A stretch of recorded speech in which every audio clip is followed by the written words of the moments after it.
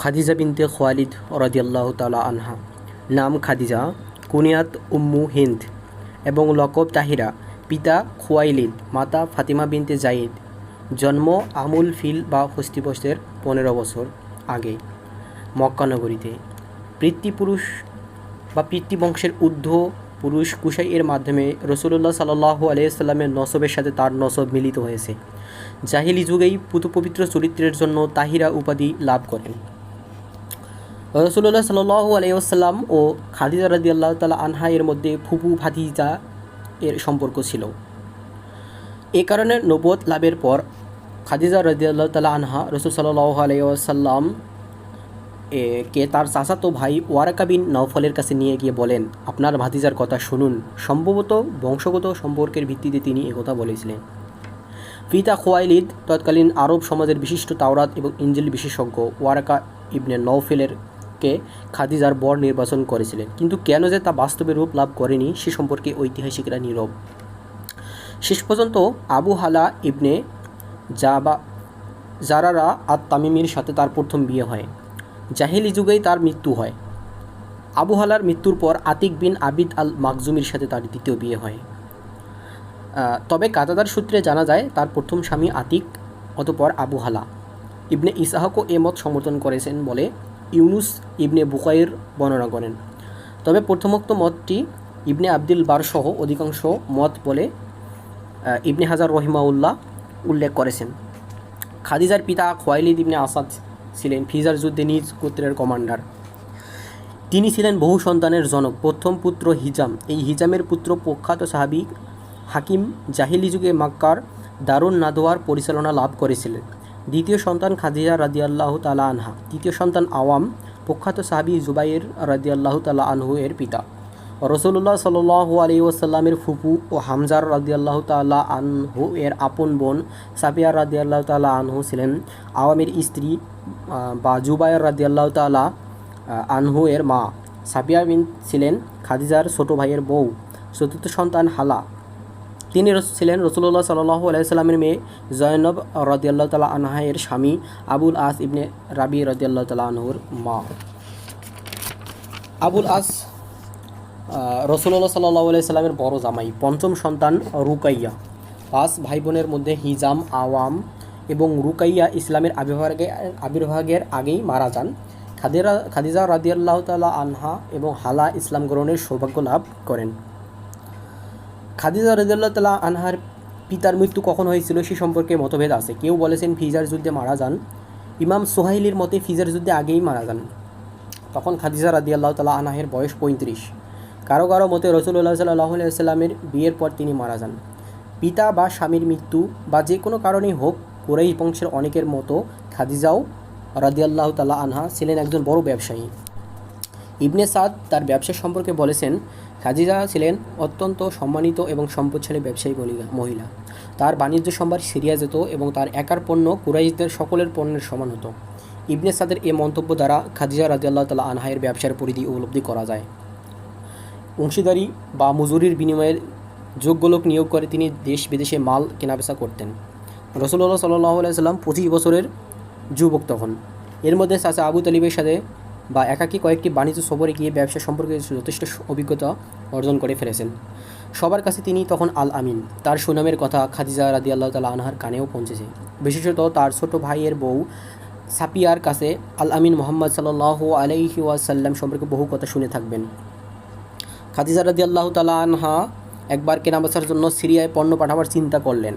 যোগ্য লোকের সন্ধান করছেন। এ প্রসঙ্গে ওয়াকিদি থেকে জারকানির বর্ণনা আবু তালিব মুহাম্মদ সাল্লাল্লাহু আলাইহি ওয়াসাল্লামকে ডেকে বলেন, ভাতিজা, আমি একজন দরিদ্র মানুষ এবং সময়টাও খুব সংকটাপন্ন।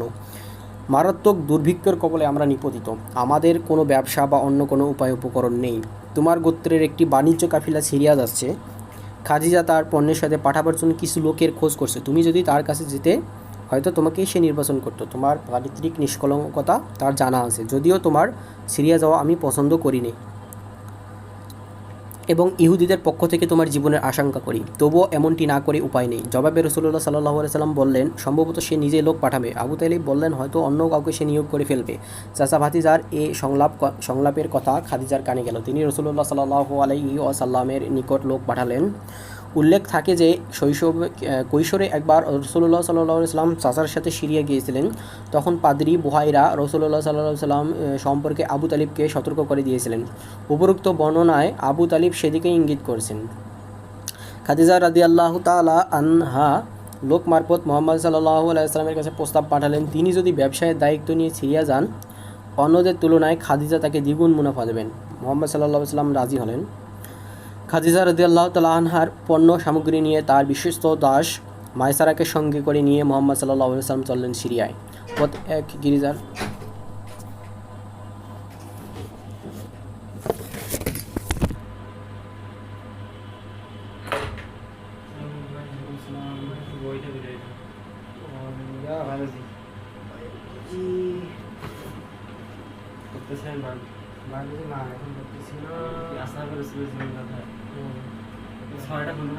এটা হলো তোমার 7টা হয়ে গেছে।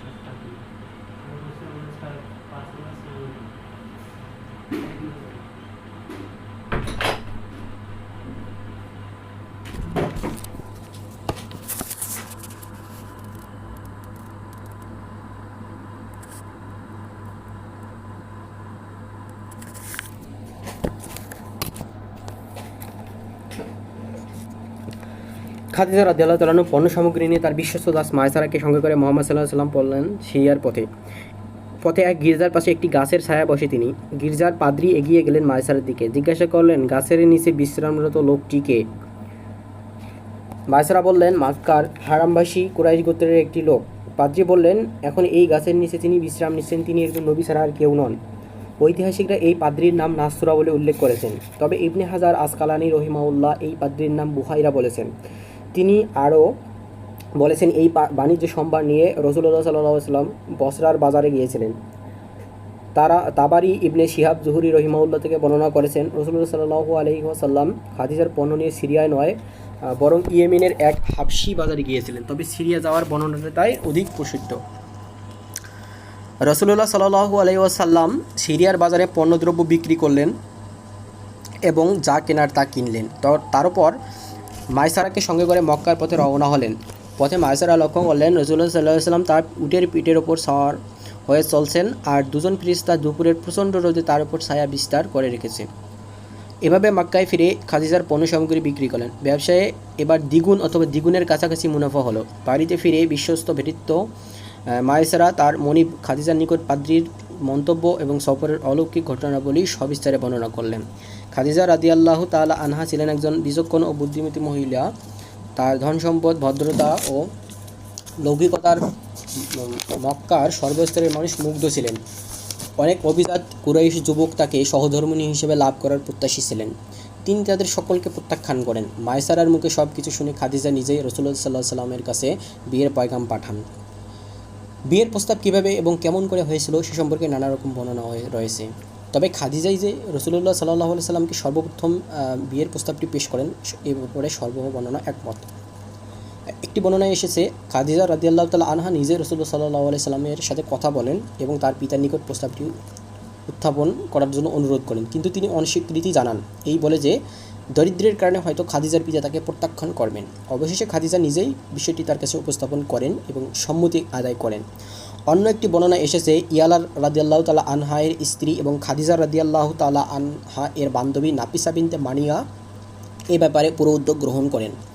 তিনি সর্বপ্রথম খাদিজার পক্ষ থেকে রাসূলুল্লাহ সাল্লাল্লাহু আলাইহি ওয়াসাল্লামের নিকট এভাবে প্রস্তাব পেশ করেন, আপনাকে যদি ধনসম্পদ, সৌন্দর্য ও জীবিকার দিকে আহ্বান করা হয়, আপনি কি গ্রহণ করবেন? এ কথাগুলি ছিল খাদিজা রাদিয়াল্লাহু তাআলা আনহা এর সম্পর্কে।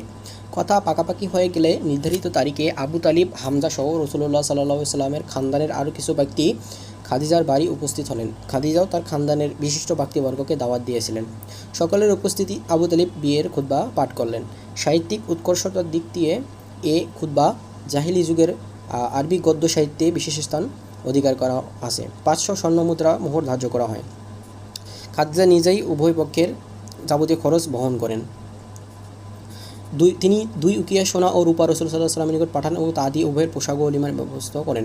এভাবে খাদিজা রাদিয়াল্লাহু আনহা হলেন উম্মুল মুমিনিন। এটা নবুয়ত প্রকাশের 15 বছর পূর্বের ঘটনা। সে সময় তাদের উভয়ের বয়স সম্পর্কে সিরাত বিশেষজ্ঞদের মতপার্থক্য থাকলেও সর্বাধিক সঠিক মত অনুযায়ী রাসূলুল্লাহ সাল্লাল্লাহু আলাইহি ওয়াসাল্লামের বয়স ছিল 25 এবং খাদিজার 40। খাদিজা রাদিয়াল্লাহু আনহার জীবনীর প্রথম খণ্ড বা প্রথম পর্ব এখানেই সমাপ্ত হলো। ইনশাআল্লাহ নেক্সট পর্ব আমরা আপলোড করব দ্রুতই। আপনাদের দেখার আমন্ত্রণ রইল। সাল্লাল্লাহু আলাইহি ওয়াসাল্লাম।